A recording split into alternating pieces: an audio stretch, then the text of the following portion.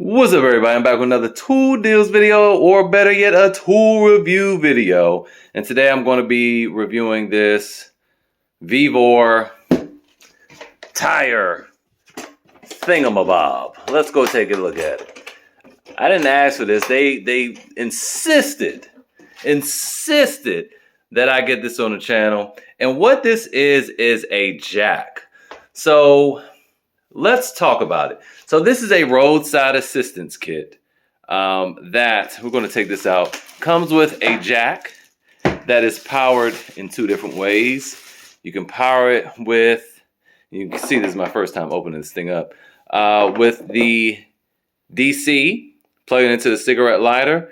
And there's also clamps here where you connect the cigarette lighter to, so you can connect it directly to a battery terminal. So there is that. That way you don't have to risk any issues with any fuses blowing inside your car.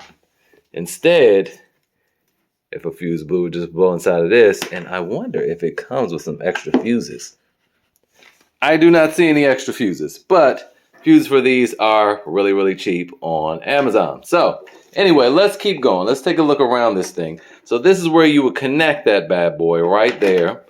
And I'm going to go ahead and get this out of the packaging. So in addition to being a jack, which is reported to be able to lift 11,000 pounds. That's right, 11,000 pounds. And this thing, look at my hand.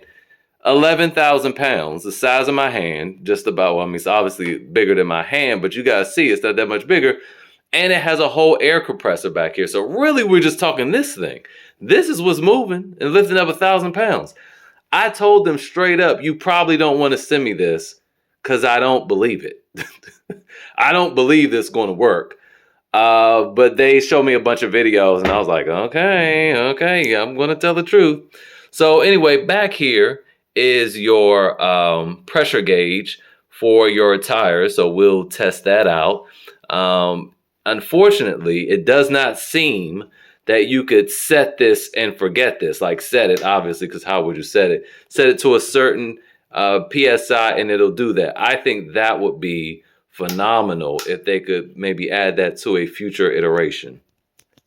Now, in some other videos, I saw that maybe it has a little opening here. Is this the door? Ah, okay. So here inside this, look, it's fuses. Ha ha.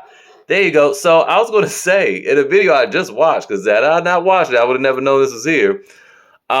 They had all types of accessories for the air pump for blowing up like basketballs or football or even an air mattress. I also like that with the straighter, you screw it on. You're going to lose a little bit of air when you're putting it on. Obviously, that was not a big issue. But when you take it off, because it's not that quick connect, but it gives you a much more secure connection. That's one of the things I don't like about my Rigid. It's a quick connect. However, sometimes it's finicky in getting on.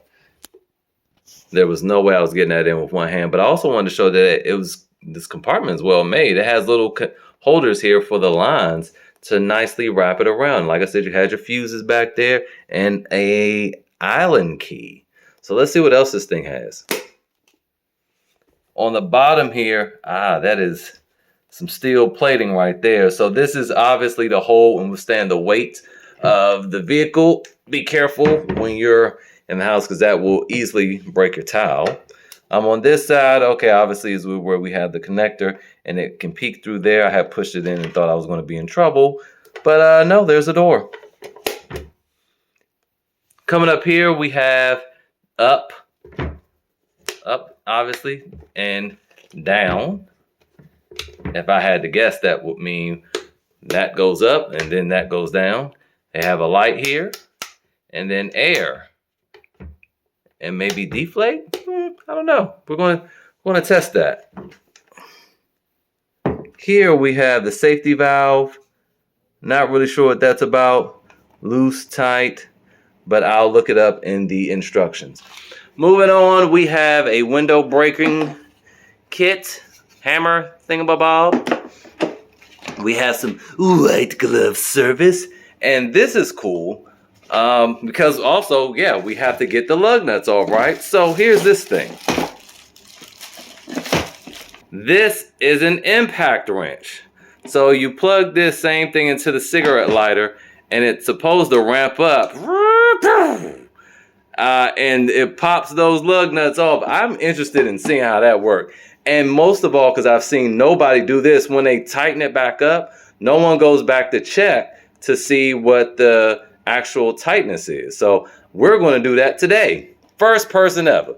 Now over here we have the different sizes, and these are rotatable, which is cool. Same there. So we have a 19 millimeter and a 17 millimeter and a 21 millimeter and a 23 millimeter. So there you go. I think we are about ready to test this, but while we're here, let's go ahead and test out some EcoFlow products. Now, wouldn't it be nifty if we didn't even have to deal with the car itself, but if we just plugged this bad boy into this? Let's see if that works. So we're going to turn that on. We're going to turn DC on. Plug it up. It says power 80 watts. So this should handle it just fine. Torque, max torque 450 Newton meters, which translates into 332 foot-pounds. Yeah, right. Anyway, it works. We plug it in. As soon as I plugged in this thing, the light turned on, and it's let's see how it ramps up.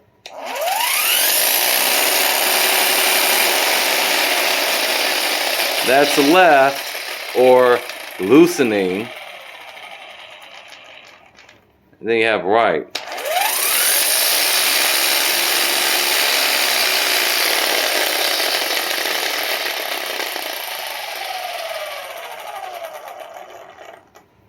Okay, well, we'll see how that goes. Now for this bad boy right here, let's check and see what the wattage and power output is for this. 15 amps at 180 watts, so this should work. So let's go on outside and we'll see what I have to do to this Lexus, because I actually need this right now. Also, before we head out, I wanted to take note of the reflector here. It is just a sticker, so if this wears out, you can always just get another sticker, reflector, or something to put on there. You put this up at night if you're on the side of the road. And also, there's Velcro in here, so when this is in the trunk or in the back seat, you lay it on a carpet, it won't move. It won't slide around, which is very important because I'm always concerned about heavy things being in the car, sliding around and damaging the rear quarter panel of the car. Now, before I move everything outside, I just wanted to see how much of a draw this thing took. So we see with the LED on, it's not drawing anything, or just such an imperceptible amount of energy that the EcoFlow is not even registering. This is a River 2, okay? So this is their like entry level basic 300 watts max unit. So let's go ahead and spin her up and let's look at the dial.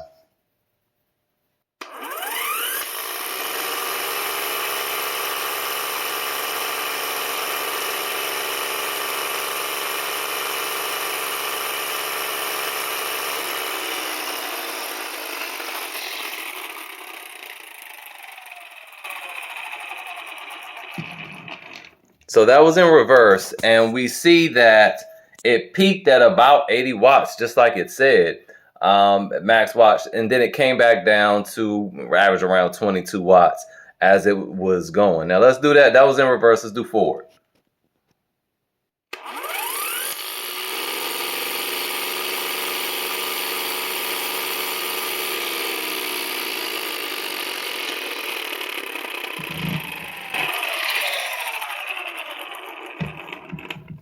So pretty much the same thing in forward. It peaked at about 84 watts and then averaged out again to be around 22 watts there. So we'll go ahead and check the other one once we get outside. We'll try to use this instead of plugging it into the car, because again, that sudden burst of watts could damage the, could blow a fuse. I'd just rather keep it on this as opposed to plugging into the car, since it won't be running. Well, folks, there it is. I'm gonna keep. I went through the manual, went through everything, but yeah, this is kind of the whole fuddy-duddy. This thing doesn't work. It does not work. Nope. There it is. Oh, I was being weird. So look, check this out. You put it in up mode, right? Then there you go. That's what raises it. That's just to change the direction. Oh, okay. Okay, hold on. Well, my bad. Hold on. Let's get back to it. But instead of lifting up the Lexus over there, because the little part that you gotta balance it on is super thin, and it's oily, so I don't want it to slip. We're going to practice on the FJ, and that would be something because it's pretty high up. So let's go ahead. And it's being powered from our EcoFlow here. Wonderful. And so much for the glove. Jeez, I've been using the wrong hand. So let's watch it rise. Oops, wrong one. Rises kind of slowly. And obviously you could twist the base to make it rise up. And it's supposed to rise up to 18 inches, which honestly isn't that high. But it should be high enough for most cars. And this is the real test to see if it's high enough for an SUV. So let me stop it now and just make sure it's lined up.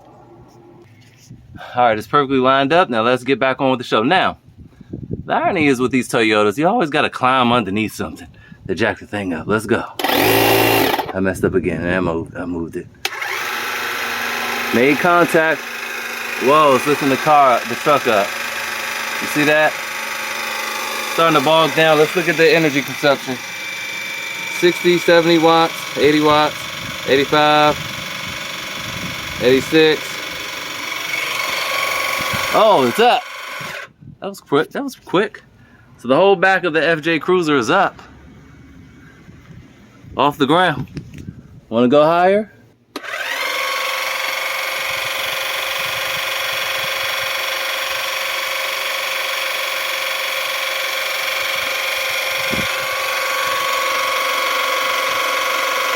Okay, now it's going higher. All right, so at this point we will put something on to kind of hold this together. But yeah, it reached it up and it did it without much effort. I don't know what that pop was when we went down and hit the ground. Sounded like the tire though. So let's go ahead and check this impact wrench.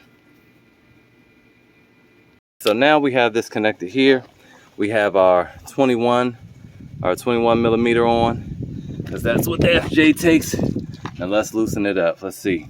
And these are torqued at, I believe, 90 or maybe 95. Let's see. Oh my God. I let go, but God dang. Let's do one more.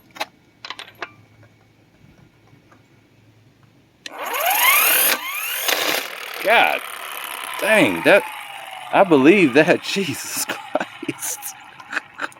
Okay, so let's tighten it back up.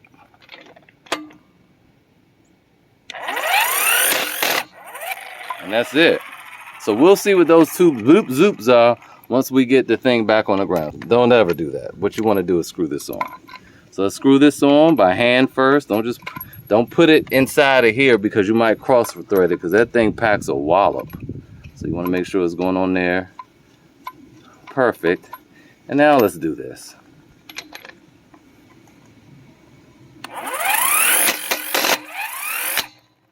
Okay.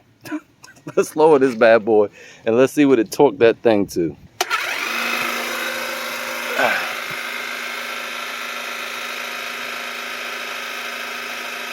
I like how it lowers it softly.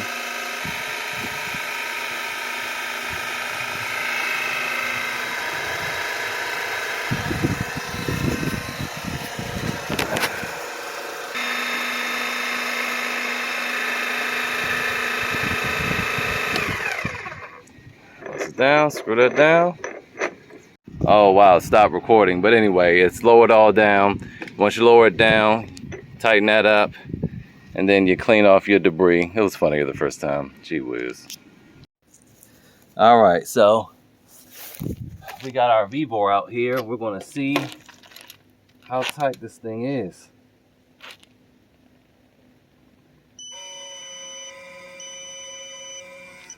Maybe they were at 80. Let's see. Wow, well, that one just wasn't tight. How's that possible?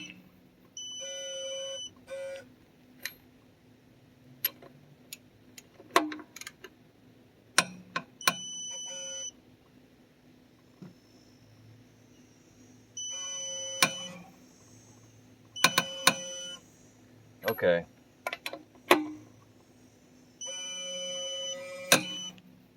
Jeez.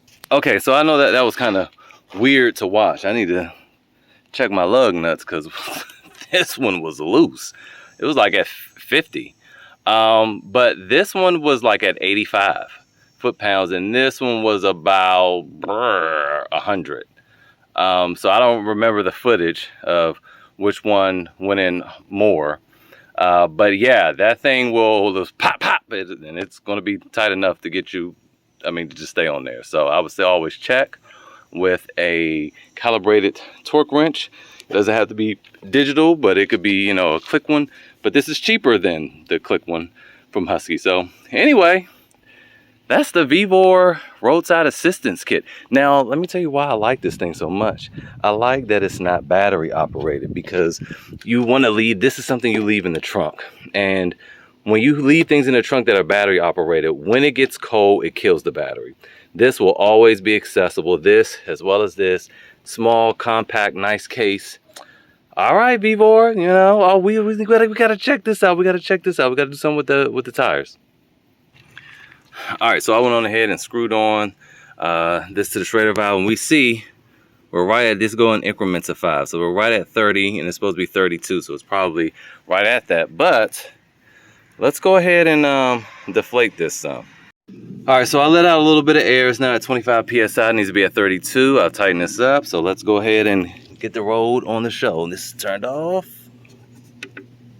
Now it's turned on, so let's go. Okay, let's go. Oh my God, that thing fills up fast. Let's see what it's pulling.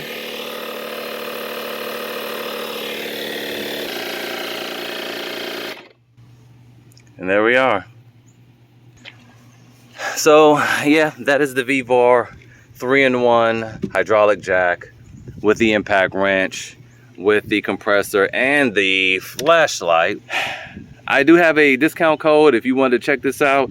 It's $99. This whole kit is $99. Again, I like it because you can leave it in the car all year round.